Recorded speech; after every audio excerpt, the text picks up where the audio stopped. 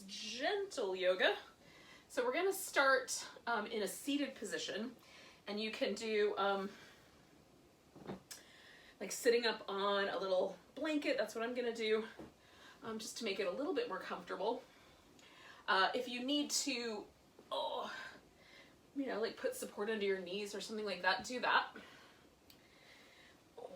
And I'm just gonna do a simple, just a really simple cross-legged position, but if you want to bring one leg up or something like that, you could do that as well. Just depends on what your bones are willing to, joints are willing to accommodate.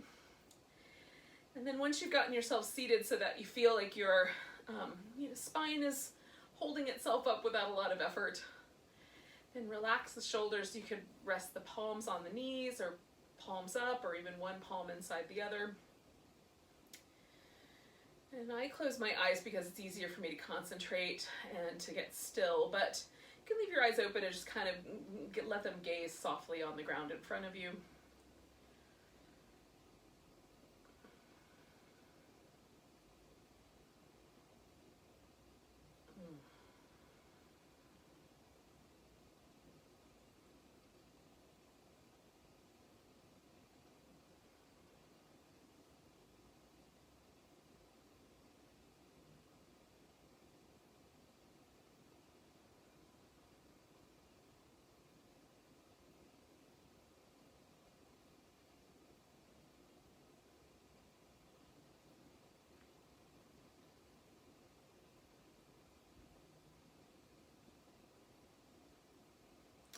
I'm just noticing the breath. It's just kind of getting still and stable. Sometimes it takes me a second to kind of reel in my thoughts and clip all the threads that I might be weaving with my planning and list making. So we're going to start with the neck. Now, be kind. The neck can be a little sensitive, so if it's not right for you to do this today, you can do something a little different. I'm going to drop my chin and essentially just roll my head over one shoulder, and then come back and do the same thing, kind of rolling it over the other shoulder. Now, I don't find this uncomfortable. In fact, it feels really good. But if it feels like a little crunchy on the side that your head is going toward, you can elevate the head a little bit and still move it through a range of motion that doesn't give you that little crunchy feeling. Now, my shoulders sometimes try to help, and I feel sometimes like I feel them lifting up. So I'm just trying to be really conscious of keeping my shoulders relaxed as I kind of roll back and forth. And I'm going to do about 2, maybe 3 more circles. We'll see how it feels. Now, I don't go all the way around to the back very much. I kind of go to the diagonal and then come back, because the back does feel a little crunchy to me. All right, so that feels pretty good. I'm going to come back to the center when I'm done with this side, and then float my head back up. And then we're going to concentrate on 2 muscles that stabilize the skull basically on the vertebrae of the neck. So the first one is called sternocleidomastoid, which sounds really awesome, but basically just means it connects the sternum, the clavicle, and the jaw. And it's instead of the jaw, it's actually the mastoid process, which is this bony structure behind the ear where the jaw kind of inserts. And so that is the place where the sternocleidomastoid attaches. So we're going to essentially take the collarbones away from this kind of point on the skull. So I'm going to do it one side at a time. So for me, the easiest way to find this is to take the head sort of back at a diagonal and then draw the collarbone down at the opposite diagonal. So I'm trying to stretch this tissue away from itself. And again, I play with the angles because sometimes one angle is better than another. And I'm not trying to go to a place where it feels like I almost can't stand it. I just want to just feel that stretch.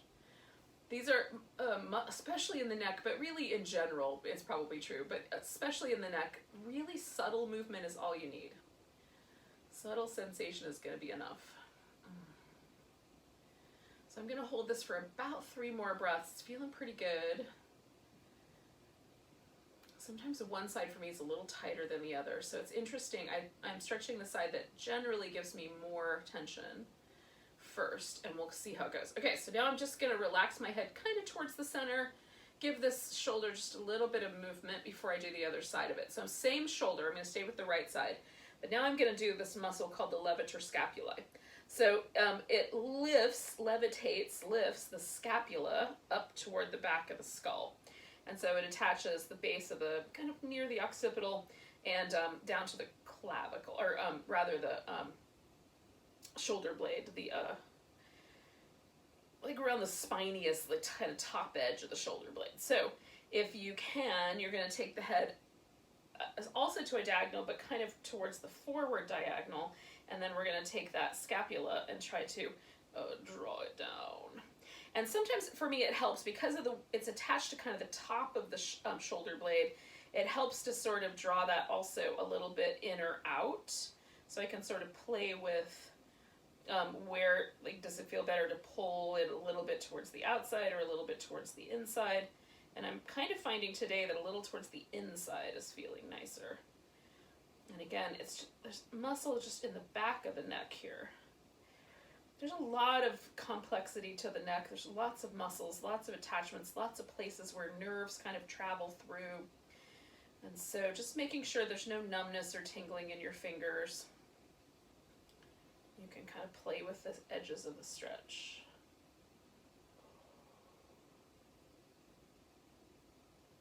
I'm even still like kind of experiencing little tiny bits of residual soreness from my really intensely stiff neck I had last week, even though it's been a while.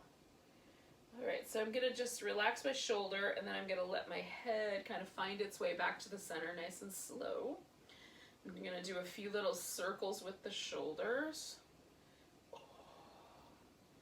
And then as I pause, what I want to just notice is, how does it feel? And one of the things that's always interesting to me is that with my eyes closed, it feels quite dramatic, but if I were to look at myself in the mirror, there would be hardly any difference.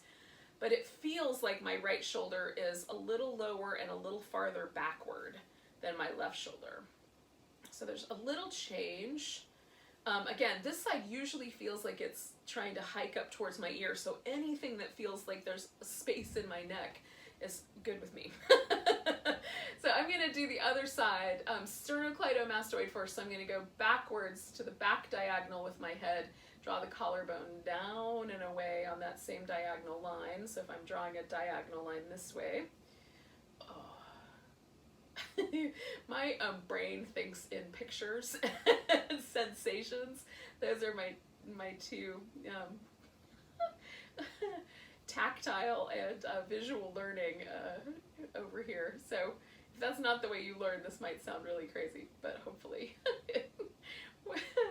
you can translate it into your own language.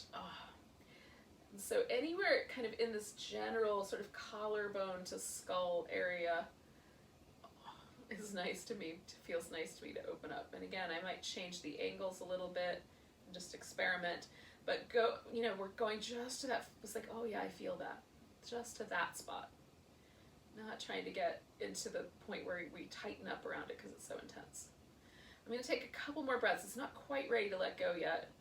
There's this point where I know I'm done, and I'm going to try to describe it, but essentially what happens is the sensation softens quite a bit, and there's a sense of kind of like, you take a big breath and you sigh.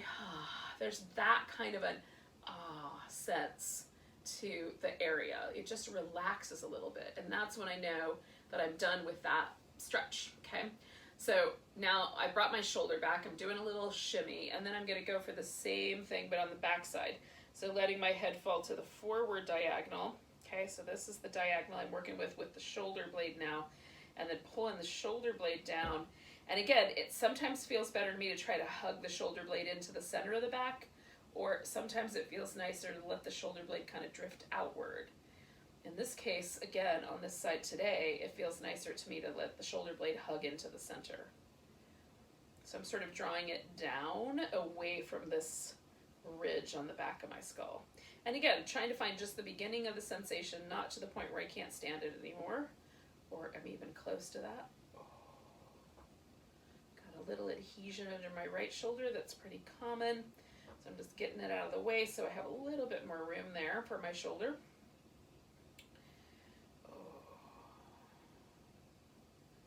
Okay, so I just felt that like softening, right? So I'm just gonna come on back. And I can't always know if it's gonna take 4 breaths or 2 breaths or 10 breaths to get the softening. So it's tricky. Like when I'm, I have to just make a decision when I teach classes. But in this case, if you're kind of practicing at home and there's no agenda, no other class coming in behind you, you can be a little bit, more personalized with it and just kind of do the right amount for you. And if you're doing these at home, you can do that. Okay, so I'm just kind of playing with things, just moving my shoulders around, kind of moving my head around with a little bit of support from my hands. I like sometimes the weight of my hands on my head as I move it around. And then just pausing for a second to see how it feels. And now I would suggest that my shoulders feel a little more even. There's definitely, I feel a little longer in the neck, but it's all pleasant. So that leads me into thinking, yeah, let's do more of that. Now I'm gonna slide off my blanket because I want to use it under my knees. But we're gonna take the legs out so that they're in a V, but maybe not as wide a V as you're capable of doing. So just like a kind of medium-sized V. And then I am going to use a blanket underneath my knees. So I roll it up like this. Now, you could use a folded blanket if you have one knee that's tricky. For me, it helps just to not, to have a little bit of support just right under the back of the knee. All right, so you're going to pick a leg and bend one. So one leg is going to be bent, one leg is going to be straight, but the thighs are still in this V. Some people like it to like pull the foot right up against so the knee is really, you squeeze that knee joint nice and tight. I like it to be a little looser, so I leave it a little more loose. Now, we're gonna do 3 different shapes. So we're gonna turn towards this bent leg side and fold over it, however much you can fold over it. Now, when I do that, my other sit bone comes up off the floor, and that's what we're gonna work with. So we're gonna work with sort of radiating out through this leg. I'm even gonna bend the knee a little bit and draw the hip down, and then I'm gonna let it go and kind of fold forward as far as I can go. So pulling that hip down. And when I do that, I feel this kind of stretch that comes up, not from the glute per se, but kind of up from the sacrum up towards the center of my spine, in this kind of diagonal pathway down that one side. So it's subtle, but interesting. Right? It's an area that I don't always notice stretching in any other capacity or any other pose. So I'm playing with that stretch by just coming in and out of it, kind of letting myself fall forward and let it get soft, and then going into that little stretch. Now I'm going to stay right here, reach my arm out just a little bit to get a little more into it, and then take 2 more breaths.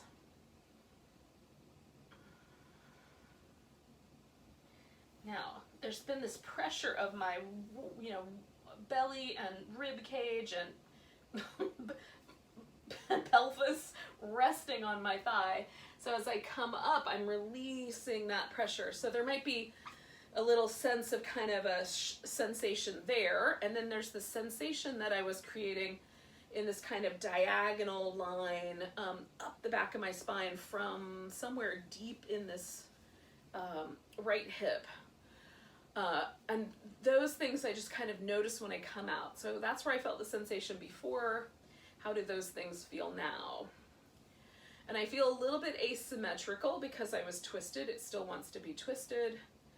So before I do the second thing, I'm just waiting 1 or maybe 2 more breaths to let everything kind of settle in. Okay, so the second option, second pose here in this little span of things is a forward bend here. Now, I'm gonna play with my spine in a kind of lengthened way and then a rounded way. So it's almost like a cat-cow, but a little more on the subtler side than that. But so I've folded my pelvis forward as far as it's willing to go, and then I'm gonna just kind of rock my spine forward and back. Inhaling, kind of bringing the breastbone forward, and exhaling and hugging the navel back. That's how I'm gonna play with this pose. So I do different things and make different choices depending on how I feel on a given day. This is the choice I'm making today. I invite you to join me, or if you want to do something different, do your thing. Just be mindful about it.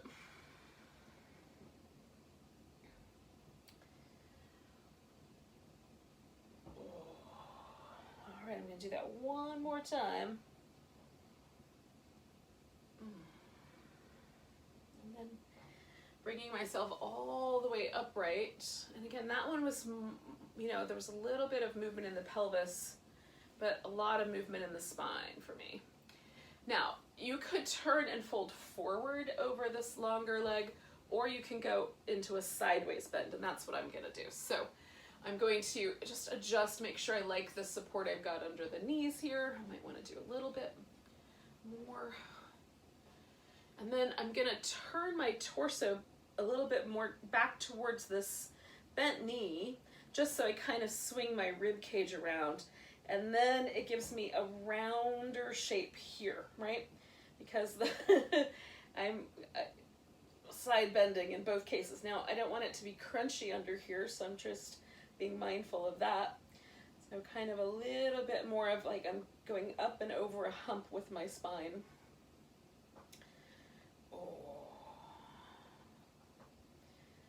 Now you can take the arm out of it if the shoulder's problematic, because it'll still do things for your spine. I'm sort of liking this little extra stretch I'm getting through the side of my arm and my latissimus dorsi muscle and stuff like that. I'm going to take 2 more breaths. Oh, stretch a little forward. That'll get your lat a little more.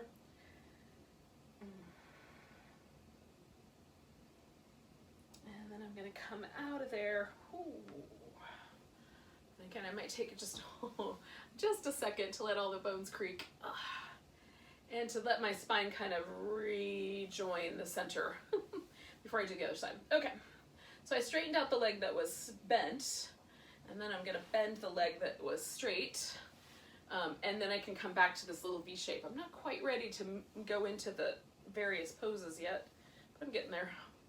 But this gives me a chance to decide how much support I need under knees and that sort of jazz.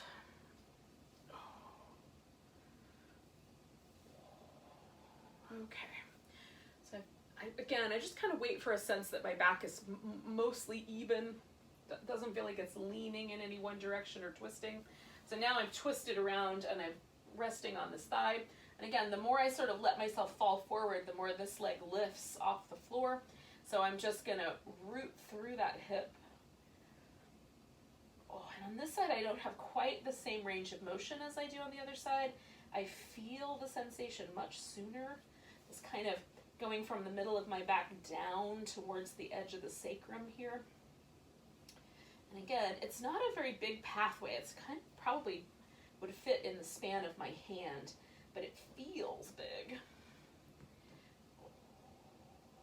as I do it.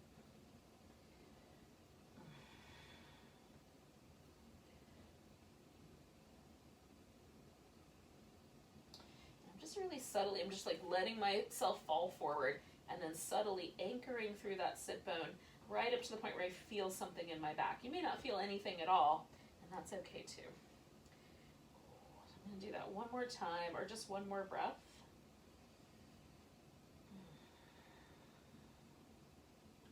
I'm going to let that anchor really establish itself, and then I'm going to come all the way back up.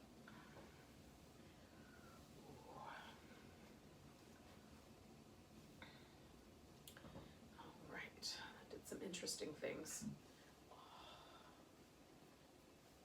when I came out of the pose. So I'm going to fold forward, and then this is the little cat-cow shapes. So I'm just kind of coming back to those little breastbone lifting, belly button going back. Shapes with the spine.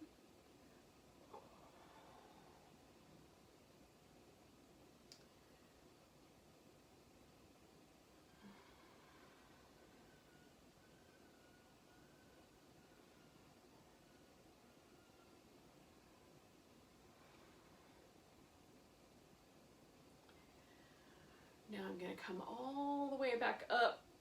Oh, I know you can do one more, come up when you're ready. Oh. And again, I'm just settling in, just kind of feeling for that moment where it feels like I'm not leaning forward, that the pelvis feels pretty solid. And then I'm going to turn myself a little bit towards this leg and then side bend over. And I'm going for this feeling like my back is rounding to the side.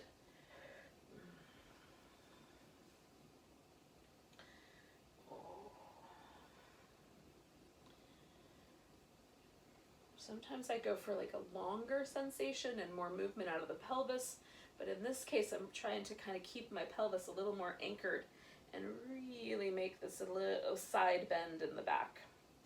So I'm going to hold it for a couple more breaths.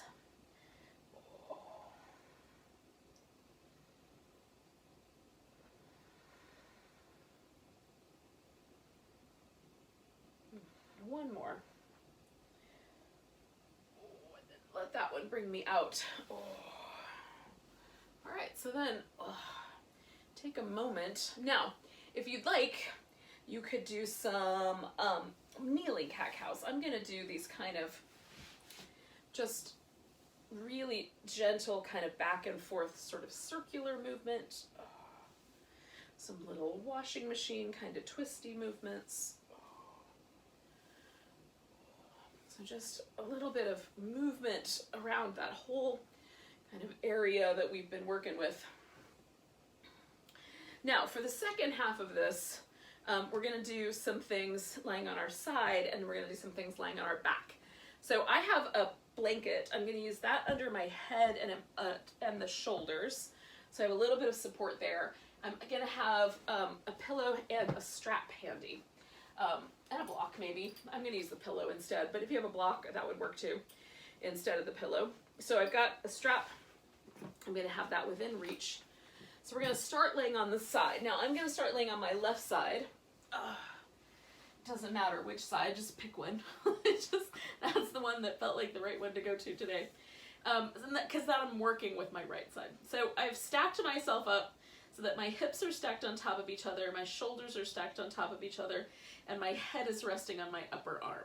Now, if this doesn't work for your arm or shoulder, you can put your arm forward and then just put a pillow or a block under your head, and that might be more comfortable for your shoulder. I like having a bent elbow here, so I tend to hug my head with my arm, but you don't have to do that.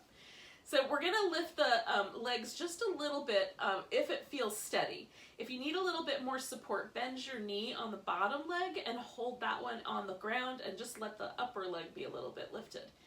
So we're going to lift the legs, and then we're just going to take this top leg and make the tiniest little circle so that it feels a little bit difficult to hold steady through the core. And then we're going to squeeze the sides of the waist in. So we're stabilizing through the core, and then we're really working this kind of outer hip area. So just circle in that leg, and then pause and go the other direction. Now my toes are pointing kind of up to a diagonal, so I have a slightly external rotation here with this hip.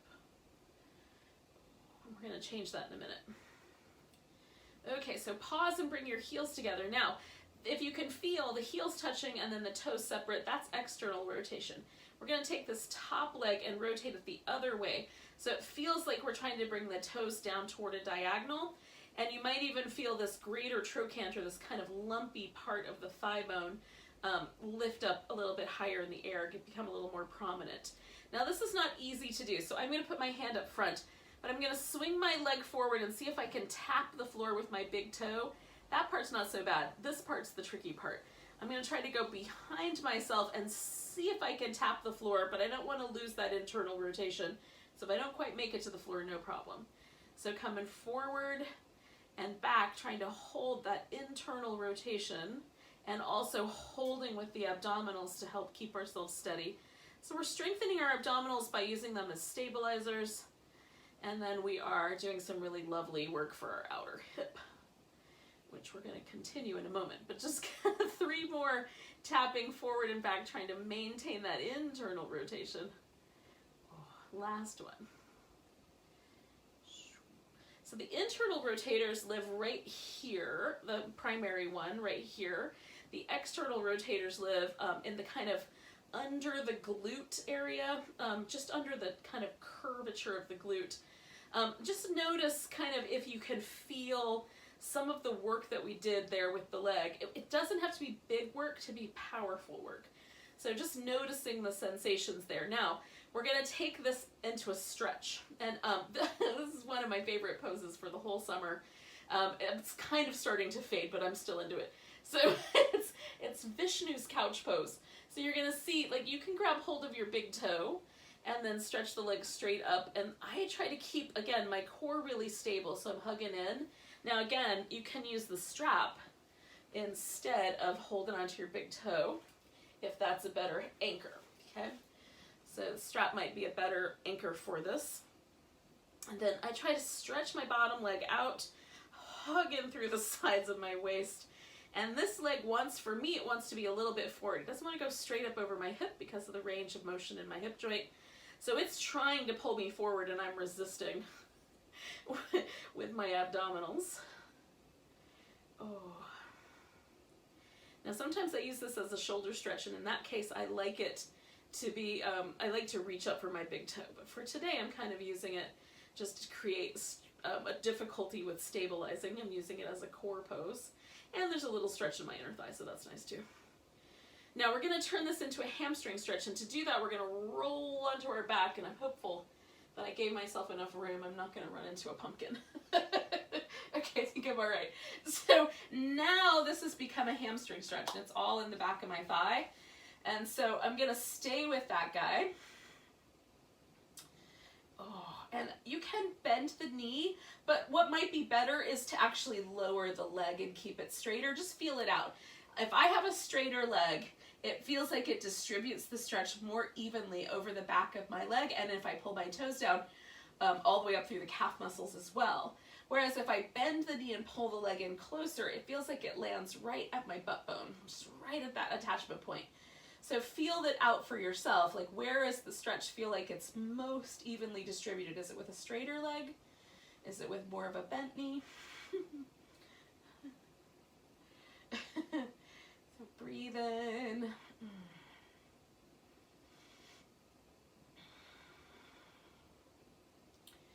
So I'm going to stay for about like another 4 or 5 breaths.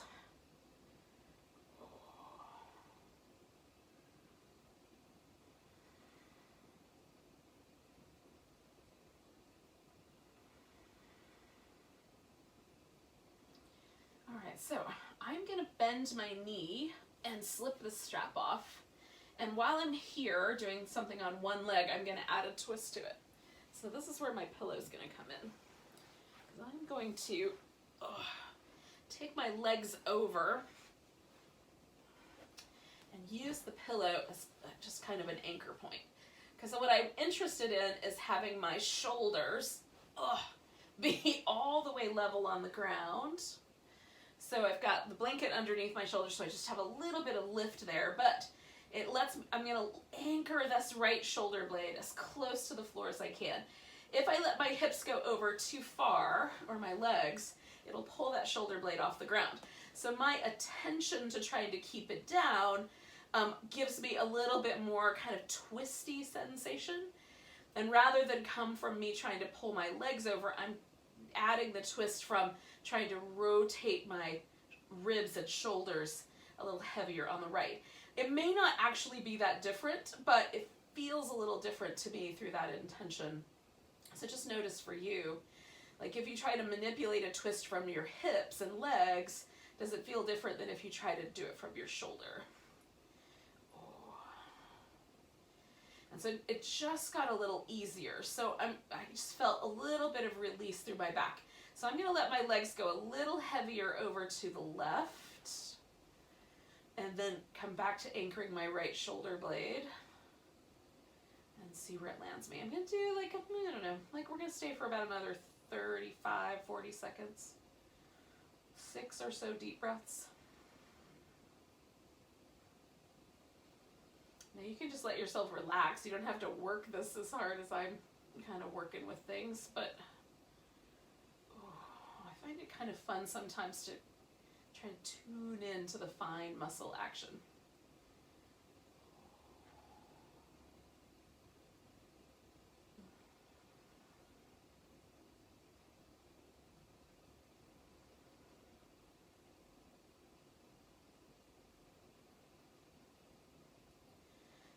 Okay, so I'm going to take a big breath. Ooh, like go with a sigh. Now my next inhale is going to bring my legs to the center. And then I'll just kind of exhale and let that all soften. Now, before we go to the other side, I'm going to do some little bridge poses. Now these are called Dvipadipitham, which technically means lifting with 2 feet, right? So it's 2-footed butt lift, basically, is the way the translation goes. So I'm snuggling my shoulder blades up underneath me a little bit. I'm going to use my arms like this. I've got little robot arms because for me, because of the way my elbows don't completely straighten, apparently by nature I was created to carry large containers, one in each hand, like milk buckets, for example, so they wouldn't slap into my legs as I was walking. That's this is called a carrying angle, and where your elbow bends in a certain way so that your hands stay farther away from your hips. That's what that is. So but that carrying angle works against me when I try to do a bridge pose. So by bending at the elbow, it takes that out. Now, that may or may not be true for you. So you might be able to keep your palms on the ground and not pull your shoulders out of alignment. So go for it. But we're going to do really slow. We're going to lift the hips. Basically, I'm going to try to go up 1 vertebrae at a time. That's a little more challenging for me. Down slope is way easier. So then I'm going to try to come down 1 vertebrae at a time. And I've got this blanket under my shoulders, so it makes the top part of it just stay a little bit higher so I can really tune in to when I feel those vertebrae peeling down into the floor. Now my muscle and the adipose tissue touches the ground. My skin touches the ground before my bones do. But I'm waiting for the weight of the vertebrae itself. Right there, I just hit the top of my sacrum, so I'm just going to let that go. Okay? So I'm trying to wait until I feel the weight of each spinal bone. There's a little process that sticks out on the vertebrae, and I'm trying to feel for that touching the floor. And so try to come down 1 at a time. Now what this does is it makes us work the little individual muscles that live between the vertebrae, which help keep our spine really supple and a little less, hopefully a little less stiff feeling, a little more mobile, fluid. So there's the first one that's past my shoulder blades, and then I'm just letting each one feel for that spinous process touching the floor. Feel for it. Now I'm at my lumbar, and that's a little harder for me to do individually, so I definitely try to curl my tailbone, and then I just felt the top of my sacrum touch, and so then I'm letting go. So I go kind of slow sometimes, and then sometimes I want more just lubricating. So for this round, I'm going to do 1 more really slow. When we come around to the other side, we'll do this as more of a flow, and then just let it be. Let's just notice the difference. We'll notice the difference between really methodical, feeling for that vertebral weight, touching the floor. The lumbar is so tricky. It wants to come down as a unit. So trying to feel each of those dudes because they curve the opposite way. It's really tough. It's not easy. All right. So I'm going to turn around so that I'm on the other side of the mat here. But I can move your view cam, your camera or your phone or whatever, just move it and roll over. Oh. And to stay in your view. Okay, so starting on the side. Oh. Smooth out my blanket first. Oh, okay. So again, we're going to do, let's just take a moment and stabilize. So we've got the hips on top, shoulders on top. You can have your arm up front. We're going to lift the legs a little bit. Again, if that's too wobbly, just bend that bottom knee and put the leg on the ground. And then lifting this guy, we're just going to circle this externally rotated leg and try to hold steady through the center. So you're squeezing sides of the waist in, holding that core steady.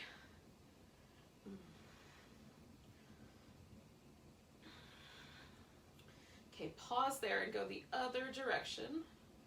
And again, trying to remain stable. Sometimes for me, one side, one direction is easier to hold stable than the other. 2 more. Last one. Okay, so then you can pause for just a second and feel yourself internally rotate this top leg. So feel how that little bony prominence might stick up a little bit, how this muscle right here in the front kind of the hip might kind of kick on, and then we're going to elevate that leg and kind of bounce up and over, trying to maintain that internal rotation. So I just keep my awareness right there on that lift in my femur bone so that I can keep that, you know, lifted, and then I'm squeezing in through the sides of my waist, trying to feel for that control and connection and stability. So let's do 3 more of those.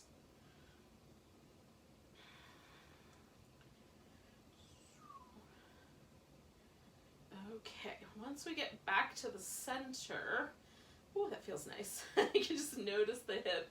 And then we're gonna do our little Vishnu's couch pose. Oh, now, this I need to try to remember the name of the couch. The couch has a name. You're not familiar with Vishnu. Vishnu is one of the Hindu gods, and he is the god of like sustaining, right? So he kind of keeps everything humming. He's not destructive. He's not inventive. He's the guy that kind of even keels it. And so in many depictions of him, he's sleeping on this couch made out of like all these different cobra heads. So it's like one snake body with like 6 heads or something like that. And so the cobra sticks up and over him, right? Like a little canopy. And so this pose is thought like your leg is like the cobra, and the rest of you is the sort of sleeping, sustaining Vishnu part of this. So it has a name, I just can't remember what it is. But in any case, we are here, and you might be using your big toe, or you might be using a strap, and we're trying to hold stable, so we're connecting, stabilizing, sustaining through the core. You can even lift the bottom leg if you want to make it a little more challenging on yourself. And then of course there's this kind of inner thigh thing that might be happening for you as well. There is for me. Oh. We're going to hold it for about, I don't know, 4 more breaths. I think maybe I'm just enchanted by the idea that there's a pose that's supposed to be a couch. Sometimes I forget about this pose, but I've definitely been thinking about it more now that I've been at home for a while. We're going to take 1 more breath. And then we're going to roll this into the hamstring stretch. And again, I'm going to hope that I gave myself enough room that I'm not running into skulls and pumpkins. So I'm working with this hamstring stretch here. Again, one leg might be a little more accommodating than the other. Maybe you have to back off a little bit or change the angles a little bit for the second leg. And again, you can experiment with whether the leg should come in closer, move farther away, be straighter or more bent. And then we're just breathing.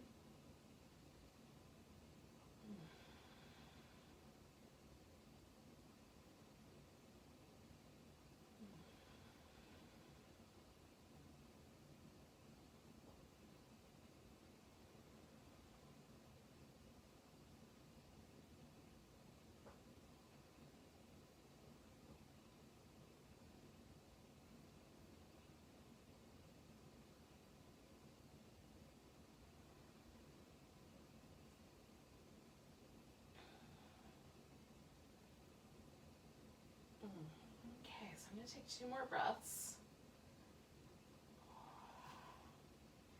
And then I'm going to turn this into my twist. And again, it might take me a second to kind of let go.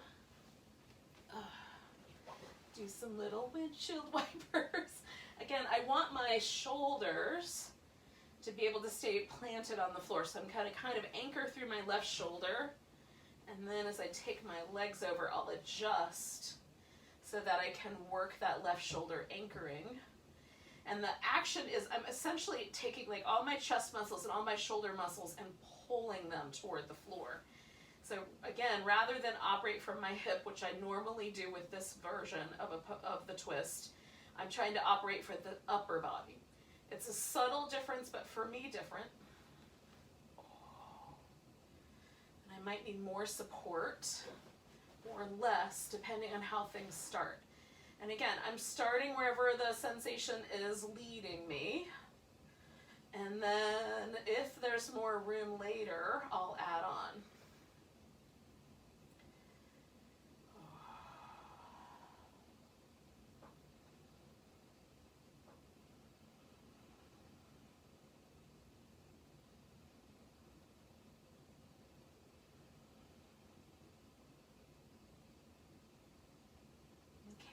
Felt this kind of subtle release. So I'm going to let the legs come over a little bit more and then work the shoulder again. It's like I didn't notice these little things when I was younger, and I don't know if they were there and I just wasn't paying attention, or if now that I'm older, my body is more resistant and I notice the difference between resistant and not resistant. But there's these little moments, these kind of subtle shifts of relaxation that happen for me in my nervous system and my muscles that I'm watching for. That it tells me, oh yeah, that's when the pose is done, or when it's time to go a little bit deeper. There's just this kind of subtle sort of sense, almost like when you sigh out, and there's that kind of feeling at the end of a sigh. So that's what I'm feeling for. It also tells me when the pose can be over, because when I kind of feel that relaxation, I can, take another breath and be done. So I've just come out of there. You can come out when you're ready. Oh, I'm giving myself this little massage. So if you stretch the arms up towards the ceiling, it kind of pulls the shoulder blade off to the side, and then you can rock on the spot right between the shoulder blades. And that muscle area, for me anyway, it's so nice to touch onto. It carries so much of my stress and tension and anxiety. But there's a reason that Atlas is holding the world up on his shoulders and not on his hip, which would have been way smarter. Because that's where we load all of life's responsibilities. Okay, I don't know why, but somehow we do. So we're going to do this little kind of somatic work with the hip. And we're going to add the little core work into it as well. So we're going to put the hands behind the head. Now the hands are behind the head so that we don't use the neck, right? So there's a tendency to pull with the neck to sit ourselves up.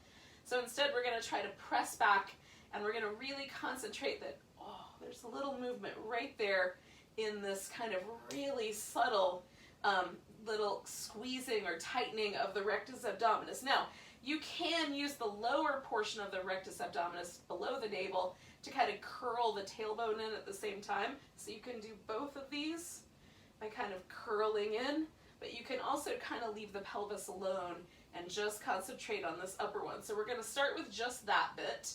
So just curling and coming down. And again, it's not a big movement. We're not getting a ton of air under the shoulder blades. We're just feeling the contraction of that muscle area and coming down. Trying to keep the head gently relaxed in the hands so the neck is not doing the work the abs should be doing. 2 more of those.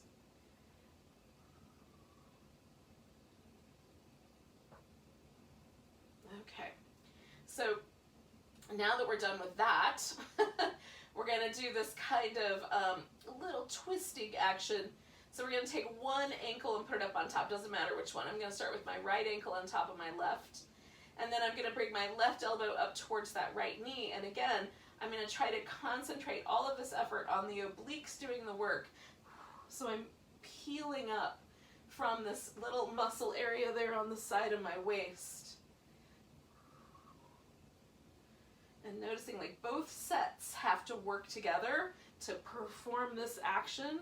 One set has to contract while the other lengthens, and then vice versa to pull us back to neutral. So just try to feel, with the head relaxed, that really subtle movement in the sideways. So we're going to do like 3 more of these, unless you have a notion you want to do fewer. Okay, coming back to the center, we'll just shift. Now I'm not going to come right away Do the other side. I'm going to take like 2 more breaths and try to let everything relax first. Ooh, there's sometimes some little vigilance that happens. So once it feels like everything kind of lets go and gets softer, now we can do the opposite side. So we're just going to twist up, and again, trying to keep my head relaxed in my hands. So I'm making myself really activate from the side of my waist to twist up. And it's not a big movement. I'm not going to get my elbow anywhere near my knee. The only reason my elbow's there is because it's attached to the support basket of my head. So really trying to focus our attention on these obliques, little side walls of our abdominals. Let's try for 3 more. If we stop at 2, we stop at 2. Okay. So now, leaving the abs out, we're going to do these little movements for the legs.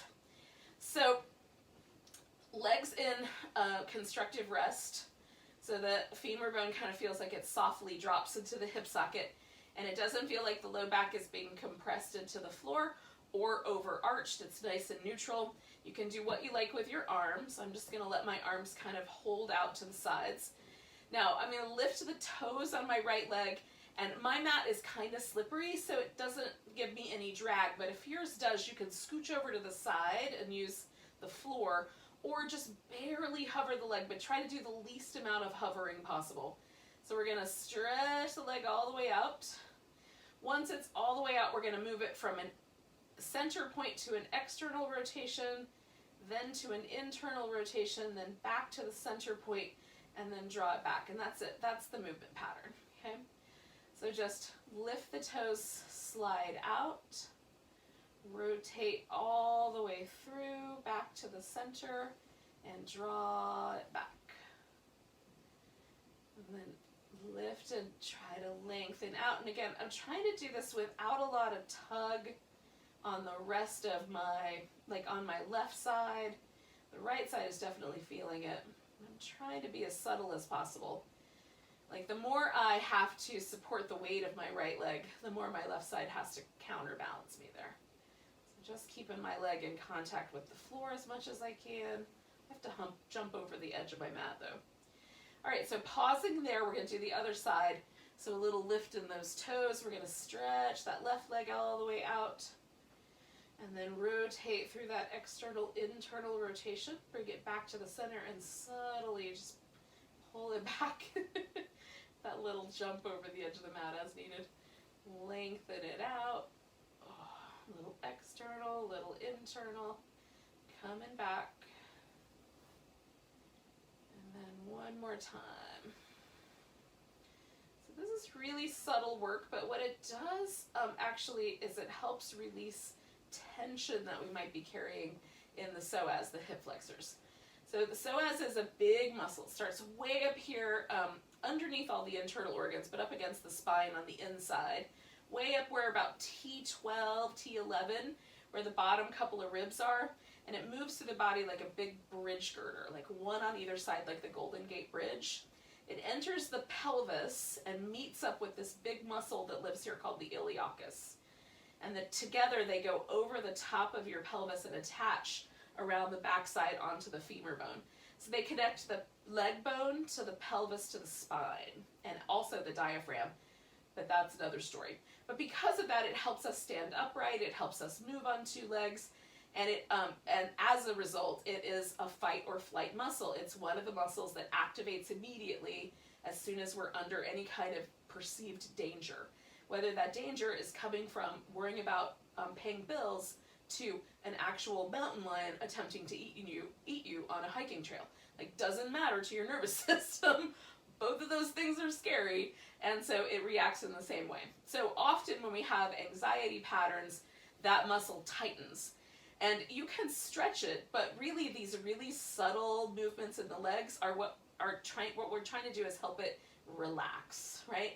And let go of any tension that it might be carried in a habitual way because of stress and stuff.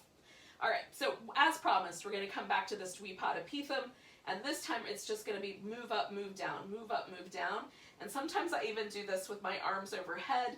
Now I'm going to go ahead and keep my robot arms for this round, but I sometimes do different arms with this because I'm not trying to be as precise. So I just go up and then come back down. And I'm still aiming for a kind of wave action, so the hips go up. And as I come down, I kind of lift up off my toes and try to wave myself down one bone at a time. But I'm not being as precise. So it feels really kind of fluid. I'm going to do this twice more with my arms overhead this time. Although that encouraged my hamstrings to cramp up. One more. And those are fun to me, and sometimes I'll swing my hips around while I'm doing it just to kind of give a little extra fluid movement. It also gets my glutes stronger as well. All right, so basically that's what we're up to. Now I'm going to do these little windshield wipers. I'm going to put a pillow under my legs, and we're going to do some Shavasana. Now, Shavasana, especially in this digital format where we're kind of not really, with each other in live action, but you're home, you might be tempted to skip this pose. But this pose is one of the most important for this kind of resiliency of our nervous system. So our nervous system has two main states, parasympathetic and sympathetic. Sympathetic nervous system is the activated nervous system, right? So it is, it gets us out of danger, it makes sure we get on the right bus, it makes all the muscles work, it's like everything is active. The parasympathetic nervous system is the nervous system where we're restful, we're able to digest food, the body repairs itself, all kinds of things happen that are in that kind of more peaceful, restful state.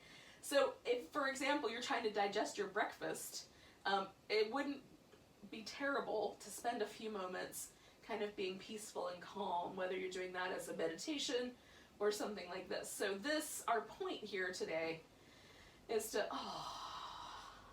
relax. And this pose, the whole reason this pose exists, in my opinion, is to kind of clue into this notion of everything lets go, right? So corpse pose, the theory being that as a corpse, we're not going to have any worries. So we're going to let go of everything. The whole body is going to grow softer. And we're not going to be tensing up any muscles at all. And so once we're not tensing up any muscles, our nervous system can come into that relaxed state and sustain it for a while.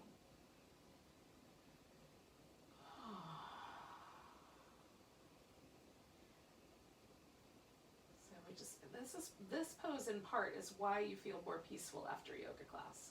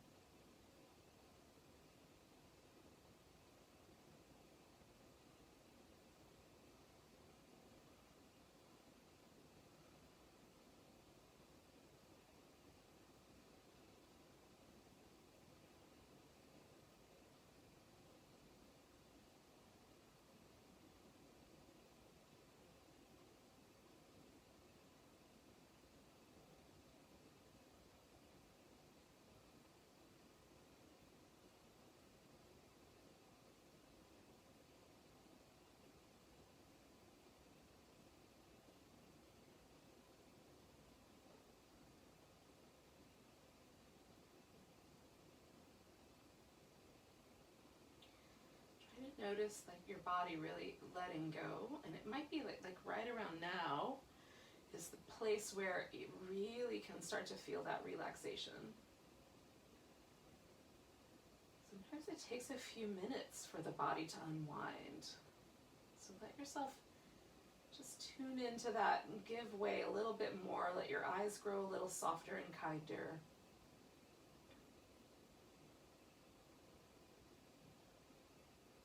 And let yourself tune into the rhythm of your breath.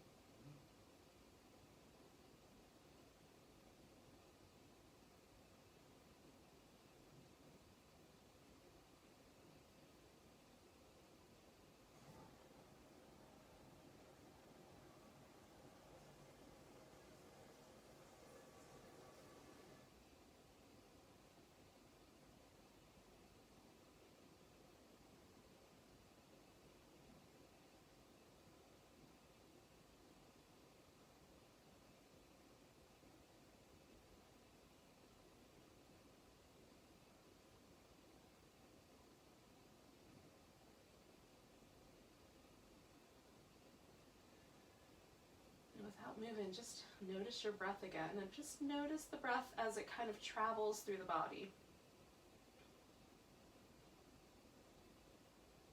Maybe you can feel it down all the way to your fingertips, or maybe even all the way to the toes.